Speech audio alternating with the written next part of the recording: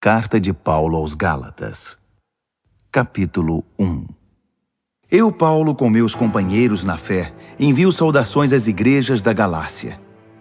Minha autoridade para escrever a você não vem de ninguém, nem procede de alguém de hierarquia superior, mas diretamente de Jesus, o Messias, e de Deus o Pai, que o ressuscitou dos mortos. Fui convocado por Deus. Quero saudá-los com as belas palavras graça e paz. São belas, pois nos lembram como Jesus nos resgatou do mundo maligno em que vivemos quando se ofereceu em sacrifício por nossos pecados. A vontade de Deus é que experimentemos esse resgate. Glória a Deus para sempre. Amém. Não posso acreditar no que ouvi. Como podem ser tão inconstantes? Como resolvem abraçar outra mensagem? Vocês estão traindo aquele que os chamou para a graça de Cristo. E vocês sabem que não se trata de detalhes irrelevantes. É outra mensagem, completamente diferente. É mentira deslavada sobre Deus. Os responsáveis por essa agitação estão virando a mensagem de Cristo de pernas para o ar. Quero deixar bem claro, se algum de nós, até mesmo um anjo do céu, pregar uma mensagem diferente da verdadeira e original, seja amaldiçoado. Vou repetir, se alguém, não importa a reputação ou as credenciais que possua, pregar uma mensagem diferente da que vocês receberam no início, seja amaldiçoado. Acham que falo desse modo para manipular alguém? Ou para impressionar o próprio Deus? Ou para ganhar aplausos do povo? Se meu alvo fosse popularidade, eu não seria escravo de Cristo. Saibam que a mensagem que transmiti a vocês não é mero discurso motivacional. Eu não a recebi de nenhuma tradição, nem a aprendi em alguma escola. Eu a recebi diretamente de Deus e de Jesus Cristo. Estou certo de que vocês ouviram a história da minha vida quando eu vivia no judaísmo. Na época eu perseguia a Igreja de Deus. Meu objetivo era destruí-la. Ninguém me superava no apego às tradições dos nossos antepassados. Mas Deus tinha planos para a minha vida. Quando eu ainda estava no ventre da minha mãe, Ele me escolheu e me chamou por sua graça, cheia de generosidade.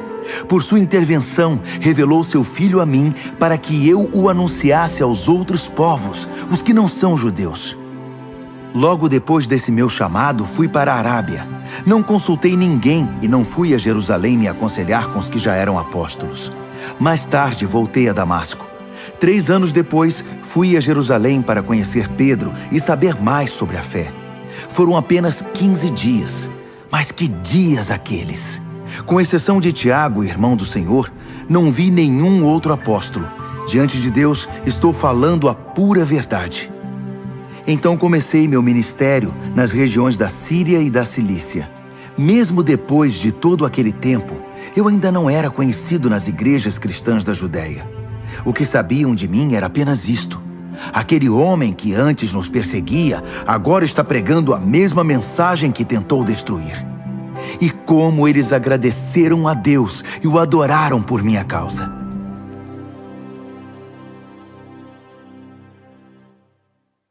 Gálatas, capítulo 2. 14 anos depois daquela primeira visita, Barnabé e eu subimos a Jerusalém e levamos Tito conosco. O propósito era esclarecer o que me fora revelado, e apresentei a eles exatamente o que eu estava pregando aos que não são judeus. Foi uma reunião com os líderes mais estimados da igreja, porque não queríamos que o assunto fosse motivo de debate público, trazendo tensão. Isso poderia prejudicar anos de trabalho e também meu ministério. É bom dizer que Tito, que não é judeu, não teve de se circuncidar. Mas houve alguns que se infiltraram na conferência, passando-se por cristãos. Eles vieram espionar a liberdade espiritual dos seguidores de Cristo. O propósito deles era nos reduzir à escravidão legalista, mas nós não demos chance a eles. Não podíamos permitir que vocês deixassem de lado a verdadeira mensagem. Quanto aos que eram considerados importantes na igreja, a reputação deles não me incomodou. Eu não me impressiono com aparências. Quanto mais Deus. Nenhum deles acrescentou nada à mensagem que eu prego.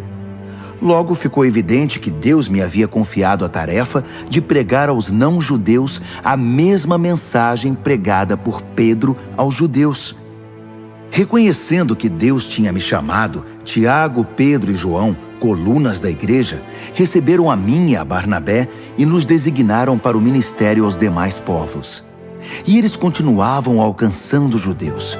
Apenas acrescentaram um pedido: que nos lembrássemos dos pobres, o que é meu desejo profundo. Depois disso, Pedro veio a Antioquia. Acabei tendo de confrontá-lo, pois ele errou feio. Vou contar como foi.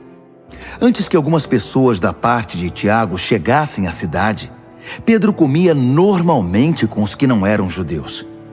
Mas depois que o grupo de Jerusalém chegou, todos conservadores, ele começou a evitar todo contato com seus amigos não-judeus. Isso provou que ele tinha medo do grupo conservador judaico, que tentava fazer valer o velho sistema da circuncisão. Infelizmente, o restante dos judeus da igreja de Antioquia aderiu à hipocrisia, até mesmo Barnabé. Quando vi que eles não se comportavam de acordo com a mensagem, contestei Pedro na frente de todos. Se você, que é judeu, não segue as regras judaicas quando não está sendo observado pelos guardiões de Jerusalém, que direito tem de exigir que os não-judeus se adaptem aos costumes judaicos só para causar boa impressão aos seus velhos amigos de Jerusalém? A verdade é a seguinte: nós, judeus, não somos superiores aos demais pecadores. Sabemos muito bem que não somos justificados diante de Deus por guardar regras, mas apenas pela fé em Jesus Cristo. Como sabemos disso? Nós tentamos, e com o melhor sistema de regras do mundo. Sabendo que ninguém pode agradar a Deus por esforço próprio, cremos no Messias para sermos justificados por Deus. Isso nunca acontecerá por praticarmos o bem. Já perceberam que ainda não somos perfeitos? Grande novidade. Mas vendo que gente como eu, que creu em Cristo e foi justificado por Deus, não é perfeita, teriam vocês a ousadia de acusar Cristo de ser conivente com o pecado? Que acusação leviana! Se eu tentasse ser justo praticando o bem, estaria reconstruindo aquilo que destruí. Estaria agindo como um charlatão. Explico o que aconteceu comigo. Tentei guardar regras e me esforçar para agradar a Deus, mas isso não funcionou. Então desisti de ser um homem da lei para me tornar um homem de Deus. A vida de Cristo me mostrou como fazer isso e me deu capacidade de viver assim. Eu me identifico totalmente com Ele. De fato, fui crucificado com Cristo. Meu ego não ocupa mais o primeiro lugar. Pouco me importa parecer justo ou ter um bom conceito entre vocês. Não estou mais tentando impressionar Deus. Agora Cristo vive em mim. A vida que vivo não é minha, mas é vivida pela fé no Filho de Deus, que me amou e se entregou por mim. E eu não volto mais atrás. Não está claro que voltar para a velha religião de guardar regras e agradar os outros é abandonar a nova vida de relacionamento com Deus? Não posso desprezar a graça de Deus. Se é possível ter um relacionamento vivo com Deus, apenas guardando regras, Cristo morreu em vão.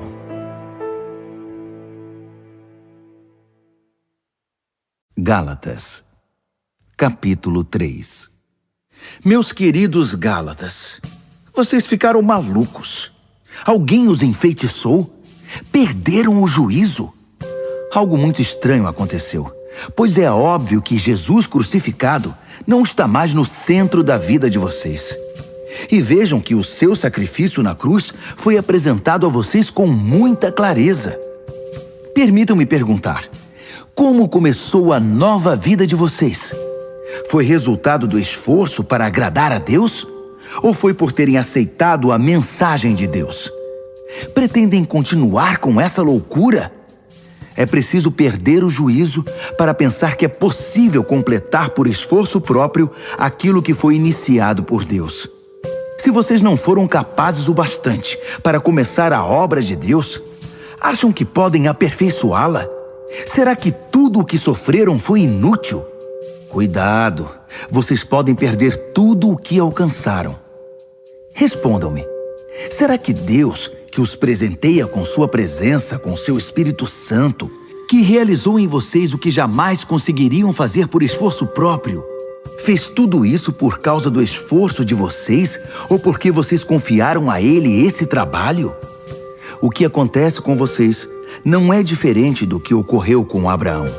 Ele creu em Deus e esse ato de fé transformou-se numa vida justificada por Deus.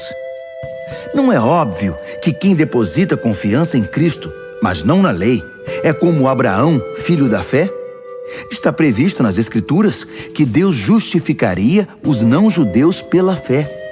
As Escrituras deixam isso muito claro na promessa feita a Abraão. Por seu intermédio, todas as nações serão abençoadas. Portanto, quem agora vive pela fé tem a mesma bênção de Abraão, que viveu pela fé. Não se trata de uma doutrina nova.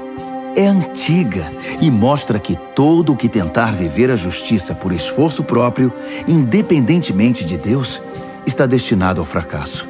As Escrituras resumem isso assim: maldito aquele que não consegue cumprir tudo o que está escrito no livro da lei. A impossibilidade óbvia de se cumprir um código moral como esse deixa claro que ninguém pode ter um relacionamento com Deus nessa base. Só pode ter um relacionamento real com Deus quem aceita o caminho de Deus. Fazer alguma coisa por Deus é o oposto de deixá-lo fazer por nós. Abacuque disse tudo. Quem crê em Deus é justificado por Deus. E essa é a vida real. A observância das regras jamais chegará à vida de fé. A pessoa apenas perpetuará o hábito de guardar regras, o que se vê nas Escrituras. Aquele que faz estas coisas, observar as regras, continua vivendo por elas. Cristo nos redimiu dessa vida amaldiçoada de derrotas, quando Ele mesmo a absorveu. As Escrituras dizem: maldito é aquele que for pendurado num madeiro. Foi o que aconteceu quando Cristo foi pregado na cruz. Ele se transformou em maldição e, ao mesmo tempo, deu fim à maldição. Agora, por causa disso, está tudo resolvido. E vemos que a bênção de Abraão está disponível para quem não é judeu também. Todos agora podem receber a vida de Deus, o seu Espírito que está em nós e conosco quando cremos, exatamente como Abraão o recebeu. Amigos, permitam-me citar um fato do cotidiano para ilustrar a vida de liberdade de que estou falando. Quando o testamento de alguém é ratificado, ninguém pode anulá-lo nem acrescentar-lhe nada. É o caso das promessas feitas a Abraão e ao seu descendente. Observem que as Escrituras, na linguagem cuidadosa de um documento legal, não dizem aos descendentes, referindo-se a todos em geral, mas ao seu descendente. A palavra está no singular, referindo-se a Cristo. Quero explicar esse texto. Um testamento, mais tarde ratificado por Deus, não é anulado por um acréscimo anexado 430 anos mais tarde. A promessa contida no testamento não foi negada. O adendo, com suas instruções e regras, não diz respeito à herança prometida no testamento. Então, qual o objetivo desse adendo que chamamos lei? Foi um acréscimo às promessas originais contidas na aliança feita com Abraão. O propósito da lei era preservar um povo pecador na história da salvação até que Cristo, o descendente, viesse, herdando as promessas e concedendo-as também para nós. Evidentemente, a lei não foi dada num encontro direto com Deus, mas foi dada por anjos e por um mediador, Moisés. Se há um mediador, como havia no Sinai, então o povo não se relaciona diretamente com Deus, não é mesmo? Mas a promessa original é a bênção direta de Deus, recebida pela fé. Estaria então a lei contra a promessa? Seria uma negação da vontade de Deus para nós? Nunca. Seu propósito foi mostrar que não tínhamos um relacionamento de verdade com Deus. Ou seja, mostrar como é absurdo esperar que um sistema religioso consiga sozinho o que só é possível com fé, pelo cumprimento da promessa de Deus. Pois se observar regras pudesse trazer vida para nós, nós já a teríamos obtido. A questão é que, enquanto ainda não havíamos chegado a ponto de responder com fé ao Deus vivo, fomos devidamente guardados e protegidos pela lei mosaica. A lei era como aqueles tutores gregos, bem conhecidos de vocês, que conduzem as crianças à escola e as protegem de perigos ou distrações, certificando-se de que chegarão aonde devem ir. Mas agora que chegaram ao destino, não precisam mais desse tutor. Pela fé em Cristo, vocês têm agora um relacionamento direto com Deus. O batismo que receberam em Cristo não foi um simples banho, mas um novo começo. Vocês também passaram a usar novas roupas, roupas de adulto na fé, a vida de Cristo, o cumprimento da promessa original de Deus. Na família de Cristo, não pode haver divisões entre judeus e não-judeus, escravos e livres, homens e mulheres. Entre vocês, todos são iguais. Isto é, nós todos estamos em um relacionamento comum com Jesus Cristo.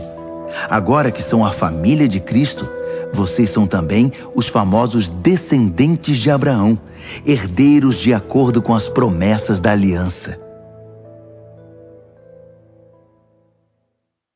Gálatas, capítulo 4. Permitam-me mostrar a vocês as implicações disso. Enquanto é menor de idade, o herdeiro não está em posição melhor que a do escravo. Ainda que legalmente seja dono da herança, estará submisso a tutores e administradores até a data estabelecida por seu pai para a emancipação.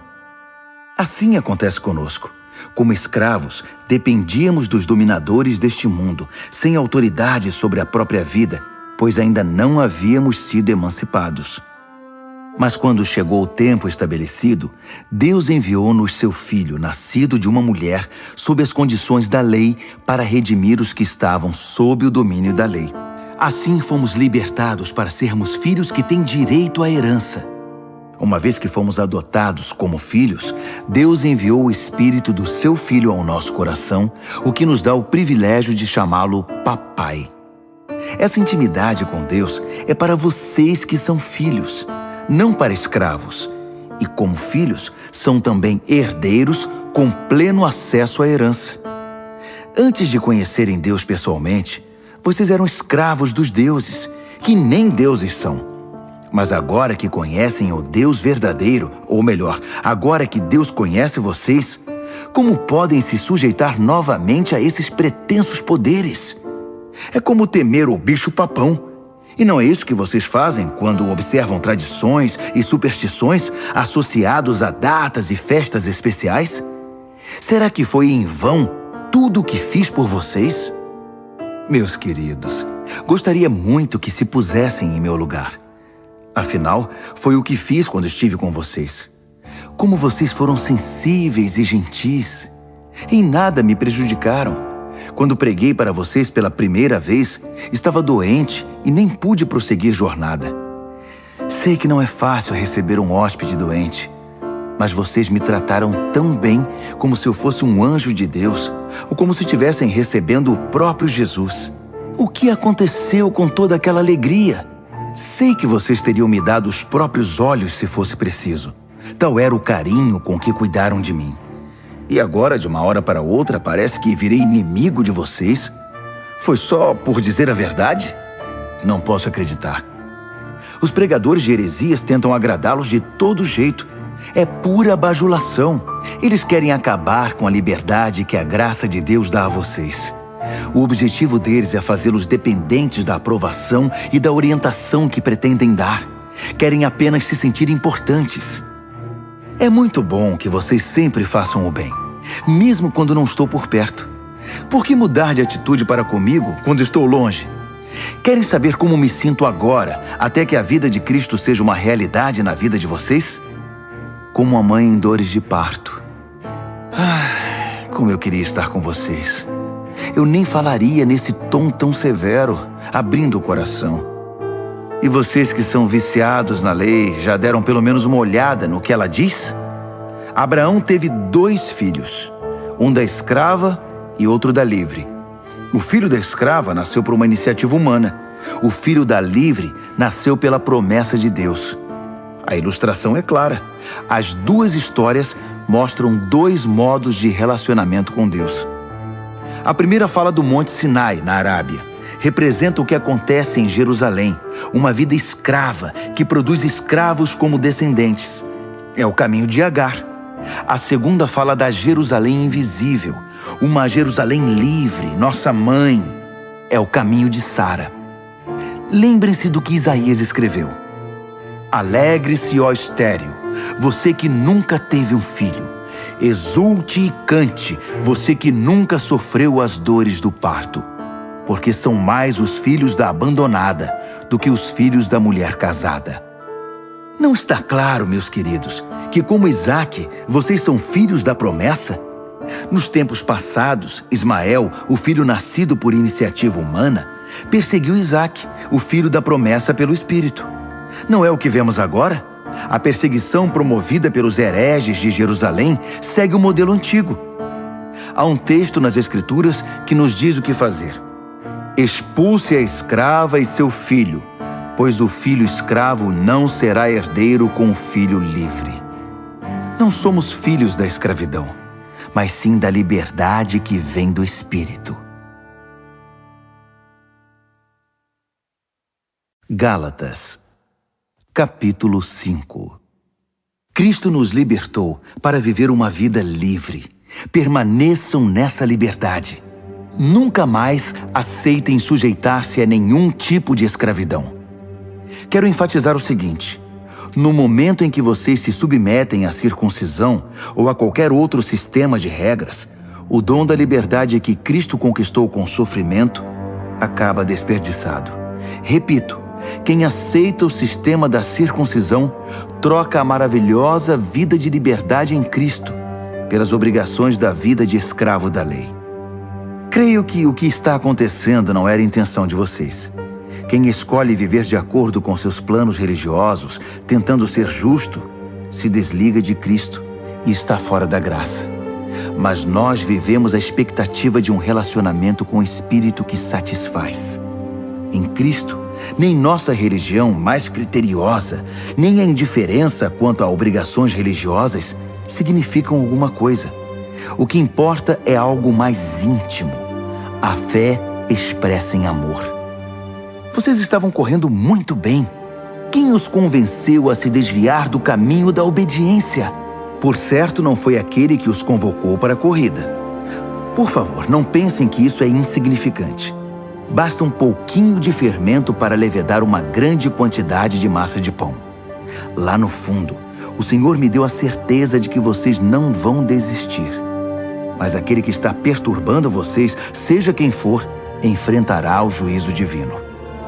Saibam que o boato de que continuo a pregar a circuncisão, como eu fazia antes de encontrar o Senhor na estrada de Damasco, é um absurdo.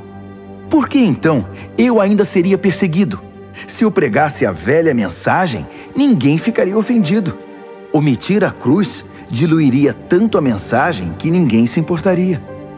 Quero saber por que esses agitadores tão obcecados pela circuncisão não se circundam totalmente. Poderiam se castrar. Não há dúvida que Deus chamou vocês para uma vida de liberdade. Mas não usem essa liberdade como desculpa para fazer o que bem entendem, pois assim acabarão destruindo-a. Em vez disso, usem a liberdade para servir o próximo com amor. É assim que vocês serão cada vez mais livres, pois o ensino da palavra de Deus resume-se numa única frase: ame o próximo como a você mesmo. Isso é que é liberdade. Se vocês vivem como cão e gato, vão acabar se destruindo. Querem perder a preciosa liberdade? Aqui vai meu conselho. Vivam nesta liberdade, motivados pelo Espírito de Deus. Só assim vencerão seus impulsos egoístas. Pois há em nós uma raiz de egoísmo que guerreia contra a liberdade do Espírito. Esta liberdade é incompatível com o egoísmo. São dois modos de vida opostos. Não dá para viver com os dois. Por que não escolhem o caminho do Espírito? Só por ele poderão fugir dos impulsos inconstantes de uma vida dominada pela lei. Todos conhecem o tipo de vida de uma pessoa que quer fazer o que bem entende. Sexo barato e frequente, mas sem nenhum amor. Vida emocional e mental detonada. Busca frenética por felicidade e sem satisfação. Deuses que não passam de peças decorativas. Religião de espetáculo. Solidão paranoica, competição selvagem, consumismo insaciável, temperamento descontrolado, incapacidade de amar e de ser amado, lares e vidas divididos, coração egoísta e insatisfação constante, costume de desprezar o próximo, vendo todos como rivais, vícios incontroláveis, tristes paródias de vida em comunidade. E se eu fosse continuar, a lista seria enorme. Essa não é a primeira vez que venho advertir vocês. Se usarem a liberdade desse modo, não herdarão o reino de Deus. Mas vamos falar da vida com Deus. O que acontece quando vivemos no caminho de Deus? Deus faz surgir dons em nós, como frutas que nascem num pomar. Afeição pelos outros, uma vida cheia de exuberância, serenidade, disposição de comemorar a vida, um senso de compaixão no íntimo e a convicção de que há algo de sagrado em toda a criação e nas pessoas. Nós nos entregamos de coração a compromissos que importam, sem precisar forçar a barra, e nos tornamos capazes de organizar e direcionar sabiamente nossas habilidades. O legalismo não produz nada disso, apenas atrapalha. Para quem pertence a Cristo, seguir o próprio caminho e deixar para depois as necessidades dos outros são atitudes que ficaram cravadas na cruz. Já que a vida do Espírito é o tipo de vida que escolhemos, convém lembrar que isso não é apenas uma ideia ou um sentimento no coração. Suas implicações devem ser realidade em cada área da nossa vida. Isso significa que não devemos ficar fazendo comparações como se um fosse melhor que o outro. Temos coisa mais importante a fazer na vida. Ninguém é melhor do que ninguém. Cada pessoa tem valor singular e inestimável. Gálatas, capítulo 6. Amigos, vivam com criatividade. Se alguém cair em pecado, restaurem-no com perdão. Guardem as críticas. Vocês podem precisar de perdão antes que o dia termine. Ajam com misericórdia e estendam a mão aos oprimidos. Compartilhem aquilo que pesa a vocês e cumpram desse modo a lei de Cristo. Se pensam que são bons demais para agir assim, estão muito enganados. Cada um examine com cuidado a si mesmo e a maneira segundo a qual está cumprindo a missão que recebeu e dedique atenção total a ela. Não fiquem admirando vocês mesmos, nem se comparando com os outros. Cada um precisa assumir o compromisso de fazer o melhor que puder com sua vida. Vocês, que já chegaram à maturidade, sejam generosos com aqueles que os instruíram, compartilhando com eles tudo o que de bom possuem e experimentam. Não se enganem, ninguém faz Deus de bobo. Toda pessoa colhe o que plantou. Quem planta egoísmo, ignorando a necessidade dos outros e a Deus, colherá o mal. O resultado de sua vida será frutos inúteis.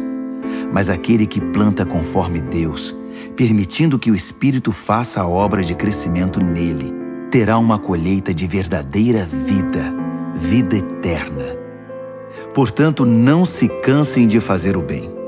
No tempo certo, teremos uma boa colheita, se não nos desesperarmos nem desistirmos. Cada vez que tivermos chance, trabalhemos para o benefício de todos, a começar pelos mais próximos de nós na comunidade da fé. Nestas linhas finais, chamo a atenção para os traços grossos da minha caligrafia, para ressaltar a importância do que escrevi. Aqueles que tentam impor a vocês a prática da circuncisão têm um único objetivo: querem parecer bons sem fazer esforço, pois não têm coragem de viver a fé que compartilha o sofrimento e a morte de Cristo. A doutrina deles nada é, até porque nem eles guardam a lei. Observam apenas as leis que interessam aos seus propósitos. Eles querem que vocês sejam circuncidados para que possam se orgulhar do sucesso em recrutá-los para o lado deles. Como são desprezíveis! Quanto a mim, não vou me orgulhar de nada, a não ser da cruz do nosso Senhor Jesus Cristo. Por causa daquela cruz, fui crucificado aos olhos do mundo, libertado da atmosfera sufocante, da necessidade de agradar os outros e me encaixar nos padrões mesquinhos ditados por eles. Percebem que esta é a questão principal? Não é o que fazemos, como submeter-se à circuncisão ou rejeitá-la. É o que Deus está fazendo. E Ele está criando algo novo, uma vida livre. Todos os que caminham por esse padrão são um verdadeiro Israel de Deus, seu povo escolhido. Paz e misericórdia sejam com eles. Francamente, não quero mais ser incomodado com essas disputas. Tenho coisas mais importantes para fazer, como viver a fé com seriedade. Trago em meu corpo as cicatrizes do meu trabalho por Jesus. Que tudo o que nos é concedido livremente pelo Senhor Jesus Cristo venha a ser de fato de vocês, meus queridos amigos. Amém.